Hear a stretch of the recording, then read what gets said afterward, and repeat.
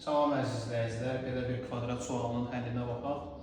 Deməli, m kvadratın tərəfinin orta nöqtəsidir, yəni m AB-nin ortasıdır. M ilə D-ni birləşdiriblər. Bu MAO üçbucağının sahəsi 5-dir. O ND üçbucağının sahəsi 25-dir. Soruşur ki, kvadratın sahəsini tapın. AOD üçbucağının sahəsinə x deyək.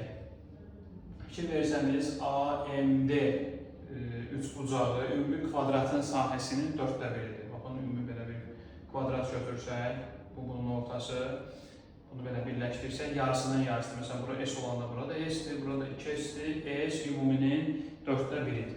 Bir də belə bir qayda var. Demək, burada bir nöqtə götürsək və kvadratın təpələrini birləşdirsək, S1, S2, S3, S1 ilə S3-ün cəmi S2 olur.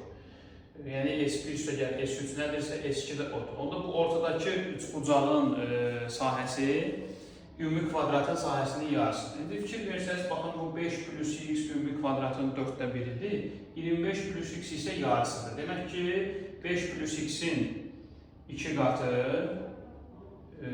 bu ortadakı üçbucağın sahəsinə bərabərdir. X plus 25-ə bərabərdir. Bu vurağaça 2-ni vuraq içəri 10 üstəgəl 2x bərabərdir x üstəgəl 25, x ata o tərəfə x bərabərdir 15 olur. X-in yerinə 15 yazsaq, 15, 25 edəcək 40, 40 buranın sahəsi isə, onda bunların da cəmi 40-dır. Onda bu kvadratın sahəsi 40 vur 2, yəni 80 olacaq.